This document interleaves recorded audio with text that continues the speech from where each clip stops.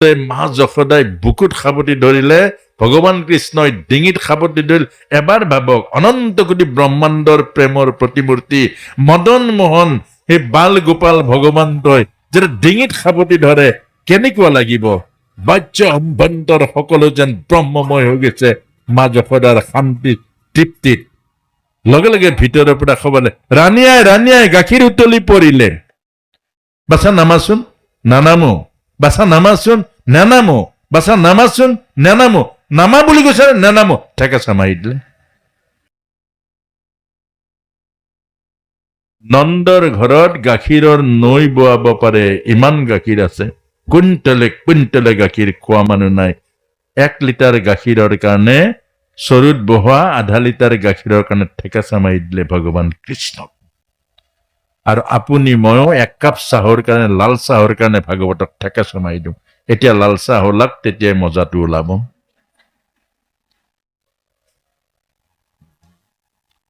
আপুনি ময়ো এখন তামোলৰ কাৰণে ভাগৱতক ঠেকেচা মাৰি দিওঁ। অৰ্থাৎ এইটোৱে হ'ল, আমি বিষয়ৰ মুখী সকলো মানুহ, আমি বিষয়মুখী মানুহে কৃষ্ণৰ সান্নিধ্য এইকাৰণে নাপায়।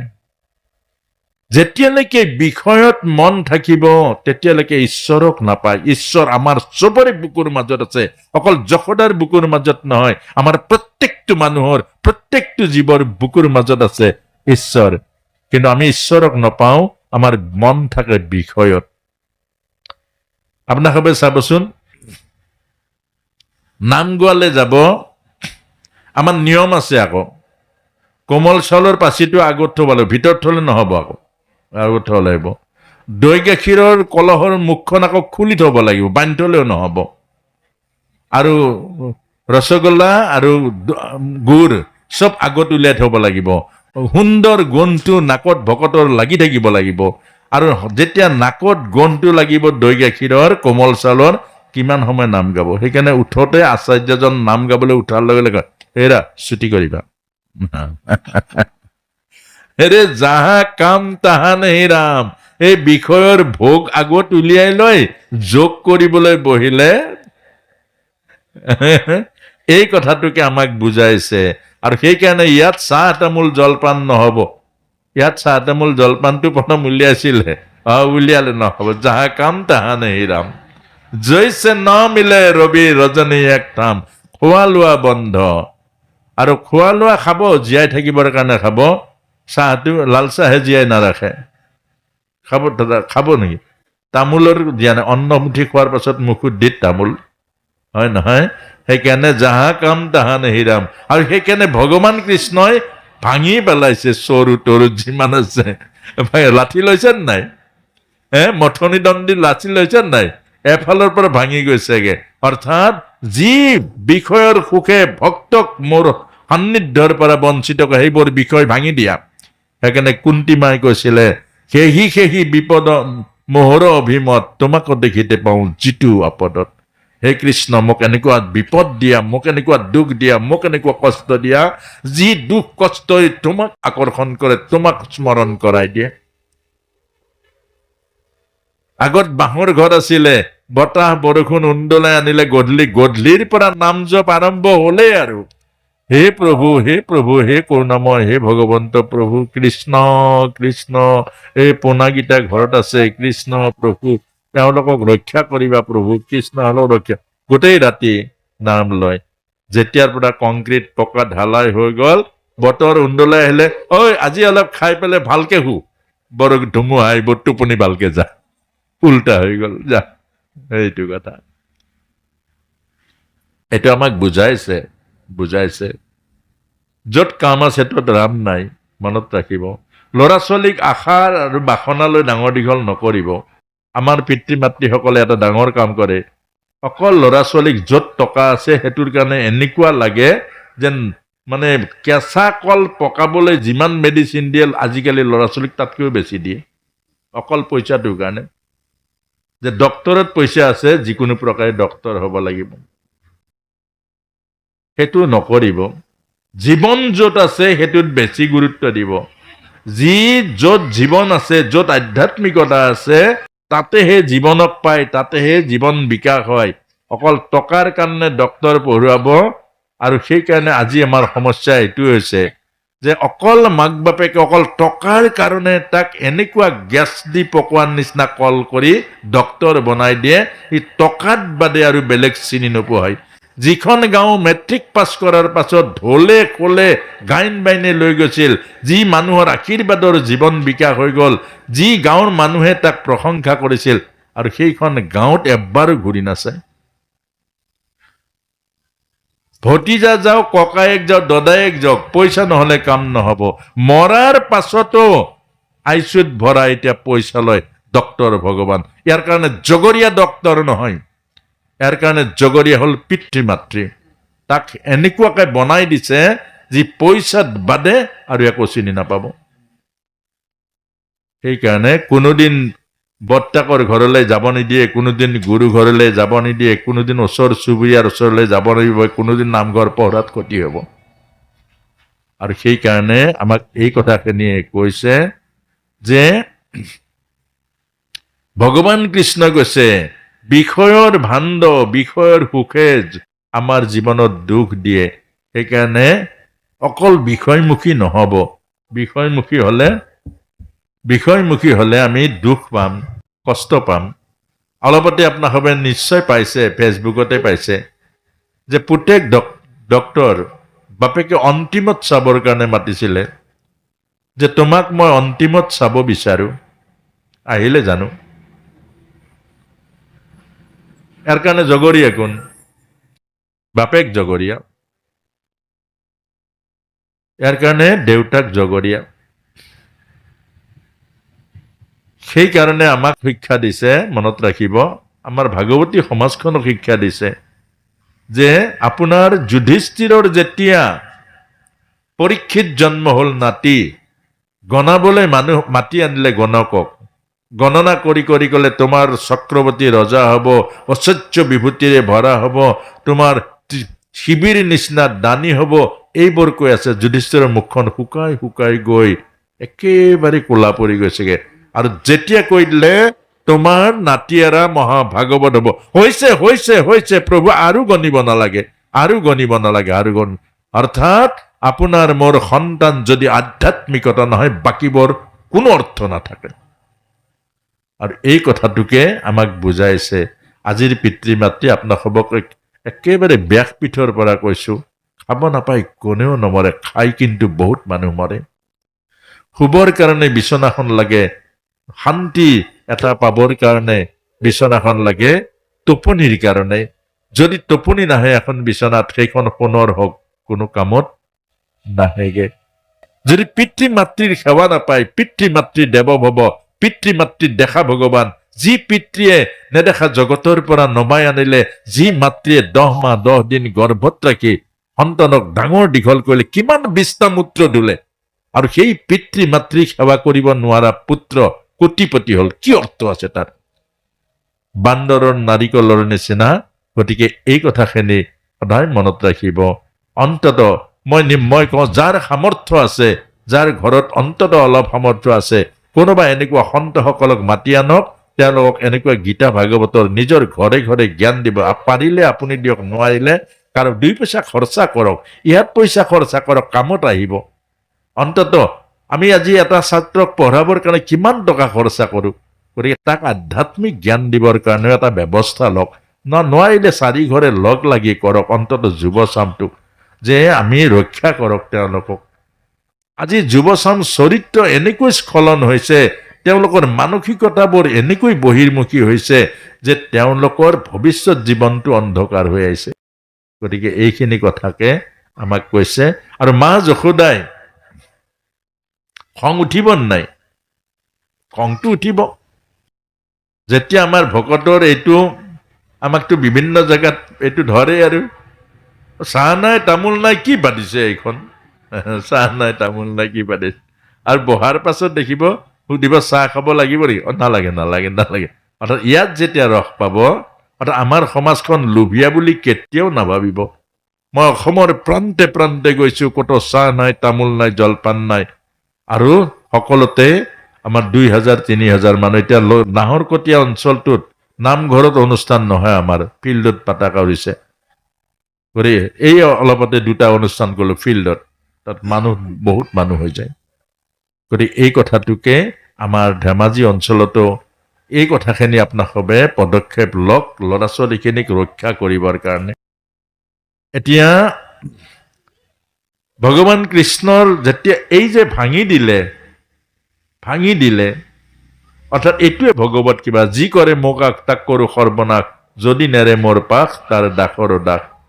গতিকে এজন ভক্তক বিষয়ে কাঢ়ি নিয়াটো ভগৱানে সহ্য কৰিব নোৱাৰে।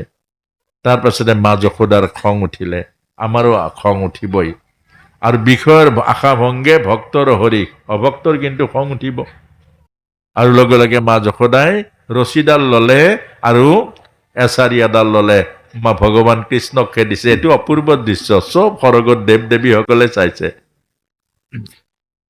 এজনী তিৰতাই অনন্ত কোটি ব্ৰহ্মাণ্ডৰ ঈশ্বৰ ভগৱানক খেদিছে, ভগৱানে পাছফালে চাই দৌৰিছে। অপূৰ্ব দৃশ্য। এইটোৱে হ'ল লীলা, প্ৰভুৰ লীলা। এই লীলাটো কিহৰ কাৰণে কৰিছে প্ৰভুই? আপোনাৰ মোৰ জীৱনৰ আনন্দ দিবৰ কাৰণে, ৰস উলিয়াবৰ কাৰণে।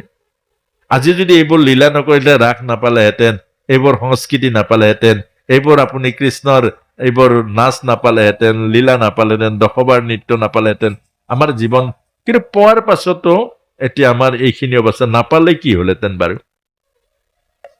নাপালে অৰ্থাৎ এই কথাটোকে কৈছে, আমেৰিকা ৰাছিয়াৰ নিচিনা হলহেঁতেন, শুকান হলহেঁতেন।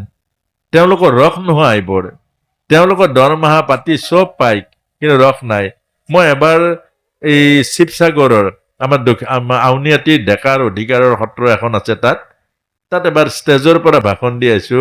এগৰাকী আই ভৰি দুখনতে এনেকুৱাকে ধৰিলে, আমগুৰিত একদম মঞ্চটো ওখ আছিলে, ভৱিষ্যৰো আছে। ভৰি দুখনত ধৰি এনেকুৱা কান্দিছে, কি খাবলৈ গৈছো প্ৰভু, আমি তাত কি খাবলৈ গৈছো, কি পাবলৈ গৈছো বুলি কান্দিছে। মই অলপ মানে হেৰিৰ নিচিনা হৈ গলো। এইপিনে ষ্টেজত গোসাঁই বহি আছে, আৰু গোসাঁইৰ আগত বেয়া লাগে। তাৰপাছতে সেইজনী কৈছে, সেইজনী আমেৰিকাত থাকে, তেওঁ ভাষণটো শুনি তাকে কৈছে যে আমেৰিকাত কি খাবলৈ কি পাবলৈ গলো। তাৰ আৰু ইয়াৰ মাজত কিমান গুণগত পাৰ্থক্য। তাৰ পাছতে মা যশোদাই খেদিবলৈ আৰম্ভ কৰিলে, খেদি ধৰি আনিলে। এইবোৰো অপূৰ্ব লীলা ভাগৱতত লিখিছে। এবাৰ হাত মাৰি ধৰিলে হাতত, আৰু ভগৱান কৃষ্ণই ক'লে, মা বৰ দুখ পাইছো, এইখনত বৰ দুখ, এইখনত ধৰা না। আকৌ মা যশোদা শকত যে, আকৌ এইখনত ধৰিব পাৰি, আকৌ ধৰিল। তাৰ পাছতে গৈ ধৰি আনিলে, টানি আনি উৰালে কঁকালে বান্ধিবলৈ যত্ন কৰিলে। আৰু উৰালে কঁকালে বান্ধে, দুআঙুলে নাতে। তাৰমানে দুআঙুলে নাতে, দুআঙুল মানে কি? ভগৱানক বান্ধিবলৈ ভক্তি ৰচি মই আৰু মোৰ, এই মই আৰু মোৰ ভাৱ যেতিয়ালৈকে থাকিব, আপুনি ঈশ্বৰক নাপায়। ভকতি আপুনি বান্ধিব নোৱাৰে, প্ৰভুক নাপায়, প্ৰভুক বান্ধিব নোৱাৰে। সেইকাৰণে আধ্যাত্মিক জীৱনত 2টা বস্তু এৰিব লাগিব, মই আৰু মোৰ। সেইকাৰণে ইয়াত আপোনালোকে চাব, এইকাৰণে ইয়াত আসন পাই, তাত আদৰণি নাই। আহিলে আহক, বহিলে বহক। কেলে? অহংকাৰীজনে আহি চকী মাছ দিয়াৰ পাছত তেওঁ আৰু এই ভাগৱত বুজি নাপাব। অহংকাৰ নোহোৱাকৈ যিজনে বহিব পাৰিব, সেইজনে বুজি পাব। যোৱাবাৰ দুলীয়াজানত এজন মানে তেওঁ ৰিটায়াৰ্ড শিক্ষক, তেওঁ নাহিলেই। তেওঁৰ এটা অবজেকশ্যন, এই আসনখন কেলে ওখ হ'ব? এজন মানুহ ওখত বহি থাকিব, আৰু তেওঁৰ কথা মই শুনিম নেকি? আৰু তেওঁৰ মতে হয় আকৌ কথাটো, কিন্তু এজন মানুহ ওখত বহিব, তেওঁৰ কথা শুনিম নেকি? অৰ্থাৎ মানুহ বহিলে নুশুনিব। এখন যদি সুখদেৱৰ আসনটো আহিব, তেতিয়া আকৌ শুনিব। সুখদেৱ হ'ল গুৰু আসন, এইখন ব্যাসপীঠ মানে গুৰুপীঠ। এইখনত এই কথাটোকে কৈছে যে এই যিটো তৃণাসনত বহিছিল পৰীক্ষিত, আৰু সেই সময়ত আকৌ দেৱৰাজ ইন্দ্ৰ আহিছিলে। গতিকে ইয়াৰ গোটেই ৰহস্যখিনি আছে। দেৱৰাজ ইন্দ্ৰ আহি কলে যে পৰীক্ষিতক স্বৰ্গৰ অমৃত দি দিওঁ, কথা অমৃত আমাক দিয়ক গুৰুদেৱ। তেতিয়া কলে কথা অমৃত দিব পাৰিম, বুজি নাপাবা, মোৰ সময় নষ্ট হ'ব, মই সময় নষ্ট নকৰোঁ। এজন সন্তৰ সময়ৰ মূল্যটো বেছি, পইচাৰ মূল্যটো নাই। পইচাই জীৱন দিব নোৱাৰে, পইচাই মুক্তি দিব নোৱাৰে। সময়ে জীৱন দিব, সময়ে মুক্তি দিব। এইকাৰণে কৈছে যে তুমি স্বৰ্গৰ দেৱৰাজ হৈ আহিছা কথা শুনিবলৈ। পৰীক্ষিতে অকমানি কাপোৰ কৌপিন পিন্ধি ৰাজ্য এৰিলে, ৰাজপ্ৰসাদ এৰিলে, ৰাজভোগ এৰিলে, পুত্ৰ এৰিলে, কন্যা এৰিলে, সমস্ত বন্ধনৰ পৰা মুক্ত হৈ এৰি আহিলে। তুমি লগত লৈ আহিছা, তোমাক ক'লেও তুমি বুজি নাপাবা। অৰ্থাৎ ইয়াত অহংকাৰ যেতিয়া লৈ আহিব, সেইজনে আহা আৰু নাহা একেটাই কথা, আহিলেও বুজি নাপাব। আৰু সেই কথাটোকে বুজাইছে। তৃণমূল আসনৰ পৰা এই কথাখিনি শুনিব লাগিব, তেতিয়া বুজি পাব। এতিয়া দুআঙুলে নাতে, শেষত গৈ সমস্ত ৰছীয়ে বান্ধে আতি আতি, দুআঙুল ৰছীয়ে নাতে, দুআঙুল ৰছীয়ে নাতে, দুআঙুলে নাতে। ডাঙৰ দীঘল আনিলেও দুআঙুলে নাতে। অৰ্থাৎ আপোনাৰ মোৰো তেনেকুৱা, মই আৰু মোৰ ভাৱনাৰে যিমান সেৱা পাতক, মই আৰু মোৰ ভাৱনাৰে যিমান ভক্তি কৰক, সেই ভক্তি প্ৰভুৱে গ্ৰহণ নকৰে। অৰ্থাৎ প্ৰভুক বান্ধিব নোৱাৰে। কেতিয়া বান্ধিব? যে মা যশোদাই শেষত গৈ এৰি দিলে আৰু চাৰেণ্ডাৰ কৰিলে, আহিবলৈ ধৰিলে, মই যশোদাই মোৰ ৰছীৰে মই কৃষ্ণক বান্ধিব নোৱাৰো। ভকতৰ দুখ দেখি ভগৱন্ত, ভকতৰ দুখ দেখি ভগৱন্ত, আপুনি বন্ধন লৈলা। অৰ্থাৎ আমাৰ প্ৰভু দয়াময়, আপুনি মাত্ৰ যত্ন কৰক, প্ৰভুৱে আপোনাক বিমুখ নকৰে। কিন্তু আপোনাৰ তিল মাত্ৰ অহংকাৰ থাকিব নালাগিব। এতিয়া অহংকাৰটো কেতিয়ালৈ নাথাকে, তেতিয়ালৈ আপুনি যত্ন কৰক, এইটোৱে বুজাইছে। তেতিয়ালৈকে যত্ন কৰক।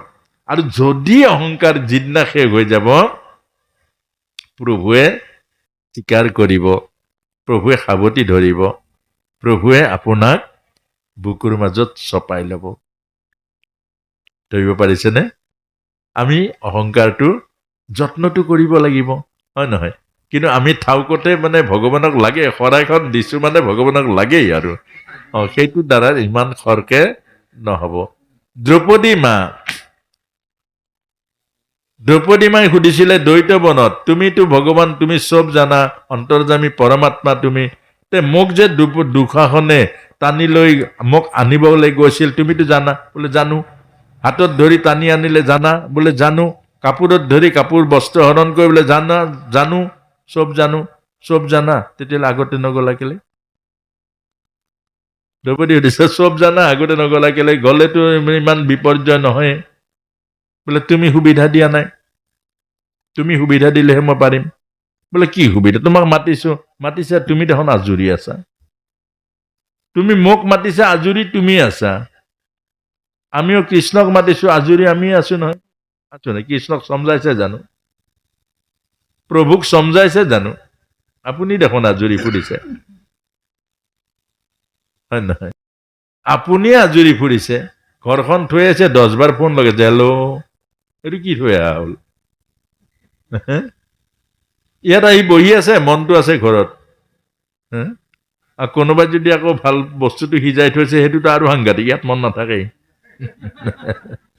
ঘৰত যদি বজাৰটো ভাল কৰি থৈ আহিছে, ইয়াত কেতিয়াও মন নাথাকে। গুৰুজনাৰ এজন আতৈ আছিলে। আতৈজন মানে কি হ'ল, শ্ৰৱণী আতৈ, বহুত সুন্দৰকে শুনে। গুৰুজনাই ভাগৱত প্ৰবচন কৰে। সেইদিনা দেখিছো চট ফটাই আছে, এনেকে থাকিব পৰা নাই। তাৰ পাছতে আধাতে উঠি গ'ল। গুৰুজন আচৰিত হৈ গ'ল, এওঁতো কেতিয়াও নাযায়, এওঁ আগত আহে, শেষত যায় আৰু ইমান সুন্দৰকে শুনে। 1 ঘণ্টা 1.5 ঘণ্টামান পাছত আকৌ আহিলে, আহি বহিলে, এবাৰ ধুনীয়াকে বহিছে। তেতিয়া গুৰুজনে সুধিলে যে আতৈ বাপ, মাজত যে যোৱা হ'ল, বাপ বৰালি মাছ ঔটেঙা বোলে বৰালি মাছ ঔটেঙা বুজি নাপালো। বোলে বাপ আহাৰ আগতে বৰালি মাছ ঔটেঙা বনাই থৈ আহিলো, ইয়াৰ পাছত এই মনটো নৰয়, তালৈ যায়, কথা নুশুনে, তালৈ যায়, চটফট কৰি আছে আৰু মন নাথাকে। ময়ো গলোগে ঘৰলৈ হাত দুখন পাছফালে লৈ ললো, তাৰ পাছত আগত বাঢ়ি ললো একদম বৰালি মাছৰ ঔটেঙা। তাৰপিছত খা নাখাও কেলে, খা নাখাও কেলে, নাখাও কেলে, খাব নোৱাৰিলে চব পেলাই থৈ গুচি আহিছো।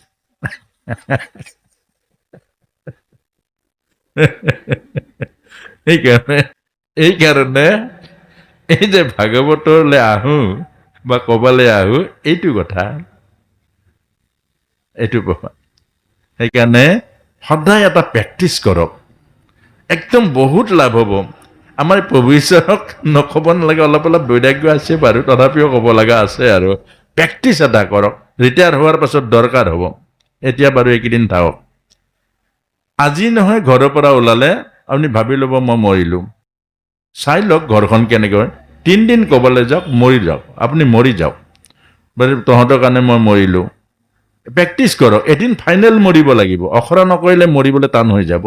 গতিকে হয়তো এইটো অখৰা, গতিকে আৰু ফোন হেল্ল', এই ফোনটো নাই, কালিৰ পৰাটো কৈছে হেল্ল' ছিষ্টেমটো নাই। আৰু আপোনাৰ হবে ভাগৱত শুনিলে হেল্ল' ছিষ্টেমে নাই কৃষ্ণ। গতিকে এই কামটো কৰক আৰু প্ৰেক্টিচ কৰক, অভ্যাস, অখৰা। বাকী ভাওনাৰ অখৰা ঢেৰ কৰিলে, এতিয়া জীৱনৰ অখৰা কৰক। যলৈ আহিব লেঠা ছিঙি আহক, তেতিয়া আমাৰ মনটোও বহিব, কামটোও হ'ব, নহয় জানো প্ৰভু? গতিকে এই কথাটোকে আমাক বুজাইছে। আৰু শেষত গৈ উৰালে কঁকালে বান্ধি থলে, তাৰ পাছতে জমাল অৰ্জুন গছ দুজোপা আছিলে নন্দৰ ঘৰৰ দুৱাৰ মুখত, মাজত উৰালটো লগাই দিলে, কমৰ ফান্দিয়া বল দিলা বনবালী, গছ দুজোপা পৰি থাকিলে আৰু 2টা দিব্য পুৰুষ ওলাই ভগৱান কৃষ্ণক প্ৰদক্ষিণ কৰি তেওঁলোক গুচি গ'ল। এই গছজোপা আছিলে নলকুবেৰ আৰু মণিগ্ৰীৱ। এওঁ 2টা কুবেৰৰ সন্তান আছিলে। কুবেৰ মানে হ'ল টকা পইচা একদম অজস্ৰ, আৰু টকা পইচাই ল'ৰা ছোৱালীক বেয়া কৰে, বেছি পইচা নঘটিব। আৰু ল'ৰা ছোৱালী বেছি পইচা ঘটিলেই, হাতত দিলে ল'ৰা ছোৱালী বেয়া হয়। গতিকে যিকোনো প্ৰকাৰে, আৰু ধৰ্মৰ ধনকেইটা কিন্তু অথলে নাযায়, অধৰ্মৰ ধন কিন্তু সেই পইচাটো নষ্ট হৈ যায়। সেইকাৰণে ধৰ্মৰ মাজেৰে ঘটা ধনে, ভগৱত গীতাত কৈছে ধনৰূপী ধনঞ্জয়, ধৰ্মৰ মাজেৰে ঘটা ধনটোহে ধনঞ্জয়। কথা বুজিছেনে? আৰু যদি অধৰ্মৰ মাজত ধন ঘটে, সেই পইচাটোৱে বিপৰীত কাম কৰে। এতিয়া নলকুবেৰ আৰু মণিগ্ৰীৱ অত্যাধিক টকা পইচা কুবেৰৰ বাপেকৰ থকাৰ কাৰণে 2টা চৰিত্ৰ নষ্ট হৈ গ'ল। আৰু ৰাস্তাৰে গৈ আছিলে দেৱৰ্ষি নাৰদ, 2টাই আছিলে গা ধুই, তেওঁৰ সংগী অৰ্থাৎ এই কন্যাসকলক লগত লৈ ইমান উলংগ হৈ গা ধুই আছিলে। নাৰদ মুনিক দেখা পোৱাৰ পাছত কাপোৰ পিন্ধিবৰ কাৰণে বা লাজ ঢাকিবৰ কাৰণে আৱশ্যক বোধ নকৰিলে, আৰু তেতিয়া নাৰদ মুনিয়ে গজ হৈ থাক বুলি ক'লে। ক'বই নালাগে। অৰ্থাৎ আমাৰ চেতনাবোৰ যদি মৰি যায়, আমি যদি লাজটো মৰি যায়, আমি যদি সন্মানটো মৰি যায়, আমি যদি কনচিয়াছ অৱস্থাটোৰ পৰা স্খলিত হওঁ, তেতিয়া পাছৰ জন্ম আমাৰ গজ হ'ব। এইটোকে বুজাইছে। গছ জীয়াই আছে লাজ নাপায়, গছ জীয়াই আছে ঠাণ্ডা বৰষুণ গম নাপায়, গছ জীয়াই আছে সূৰ্যৰ পোহৰ আৰু চন্দ্ৰ পোহৰ গম নাপায়। গতিকে আপোনাক মোকো এজন নিচা খোৱা মানুহ ৰাস্তাত পৰি আছে, একো গম নাপায়। কেলে? আৰু চেতনাটো যেতিয়া মৰি যাব, আৰু তাৰ পাছত পুনৰ গাছৰ জন্ম হ'ব। কেলে? প্ৰথম জন্মটো আছিলে স্থাৱৰজনী, স্থাৱৰে বিংশতি লক্ষ্যকম, জলজ নৱলক্ষ্যকম, কৃমিদঞ্চ ৰুদ্ৰাঞ্চ, ত্ৰিংশ লক্ষণাঞ্চ পক্ষিণাঃ, 10 লক্ষাঞ্চ পক্ষুণাঃ, আৰু 4 লক্ষাঞ্চ বানৰাঃ, তত মনস্যতাং প্ৰাপ্তি। অৰ্থাৎ আকৌ সেই তালৈকে যাব লাগিব, স্থাৱৰজনীলে। আৰু মূৰটো এতিয়া আছে ওপৰত, স্থাৱৰজনীৰ মূৰটো আছে তলত। আৰু মূৰ যেতিয়া তলত থাকিব তেতিয়া, অৰ্থাৎ মাটিৰ মাজত সোমাই থাকিব মূৰটো, তেতিয়া এই অৱস্থাটো জীয়াই থাকিব, বুজি নাপাব, একো অনুভৱ নহ'ব, কাটিলেও গম নাপাব। সেইকাৰণে নলকুবেৰ আৰু মণিগ্ৰীৱৰ মাজেৰে আমাক শ্ৰীমদ ভাগৱত ভগৱানে কৈছে, নিচা নাখাব, চেতনা নামাৰিব, চেতনা উজ্জ্বল কৰক। গাখীৰ খাওক, গাখীৰে চেতনা খোল খুৱাই, সেইকাৰণে ভগৱান কৃষ্ণই গোচাৰণ কৰিছিলে। ইয়াত গাখীৰ নাই, সদায় ল'ৰা ছোৱালীক গাখীৰ খুৱাব, গাখীৰ খুৱালে আধ্যাত্মিক চেতনাৰ দুৱাৰ বল খুলি দিব। কোষবোৰ, আমাৰ ভিতৰত যিটো আধ্যাত্মিক চেতনাৰ কোষ আছে, গাখীৰ নোখোৱালে মৰি যাব। সেইকাৰণে গাখীৰ অত্যাধিক খুৱাওক, চেতনাৰ কোষবোৰ খুলি যাব, আৰু আধ্যাত্মিক চেতনা মানে পজিটিভ থিংকিং, যিটো সকাৰাত্মক চিন্তা, ভাল চিন্তা, তেতিয়া আহিব। আৰু সেইকাৰণে আমাক বুজাইছে চেতনা নামাৰিব। চাধাত নিকটিন থাকে, আমাৰ চেতনাৰ কোষবোৰ মাৰি পেলাই, কোষবোৰ বৰ সূক্ষ্ম, কোটি কোটি কোষ আছে, সংবেদনশীল কোষ। আপোনাৰ মায়ে দুখ পাব বুলি ভাবিব লাগিব, পিতৃয়ে কষ্ট পালে আপোনাৰ জীৱনৰ মহাপাপ হ'ব, আপোনাৰ জীৱন দুখ, এইটো কেনেকুৱা সূক্ষ্ম ভাৱনা। এই সূক্ষ্ম ভাৱনা হ'লে সূক্ষ্ম কোষবোৰ খুলি থাকিব লাগিব। গতিকে এই কোষবোৰ খুলিবৰ কাৰণে আপোনাক কৈছে গাখীৰ খাব লাগিব, আৰু কোষবোৰ মাৰিবৰ কাৰণে যত্ন নকৰিব। আৰু যিজন মানুহে নিজৰ কোষবোৰ মাৰে, নিজক মাৰে, সেইজন মানুহ ভগৱানৰ ওচৰত বহুত অপৰাধী হয়। সেইকাৰণে বেদৰ প্ৰথম ধৰ্মটোৱে হ'ল শৰীৰম মধ্য খলু ধৰ্ম সাধনম, শৰীৰ ৰক্ষা কৰাটো হ'ল প্ৰথম ধৰ্ম। এজন মানুহে যদি নিজৰ শৰীৰ ৰক্ষা কৰিব নোৱাৰে, এজন মানুহে যদি নিজৰ শৰীৰটোক অত্যাচাৰ কৰে, আৰু সেইজন মানুহ অভিশপ্ত হয়, প্ৰভুৰ ওচৰত জগৰীয়া হয়, আৰু সেইকাৰণে স্থাৱৰজনীলে আকৌ পুনৰ ঘূৰি আহে। ইয়াৰ পাছতে আমাৰ শিশু লীলা ইয়াৰ সমাপ্ত হৈছে। ইয়াৰ পাছতে গুষ্ঠ লীলা।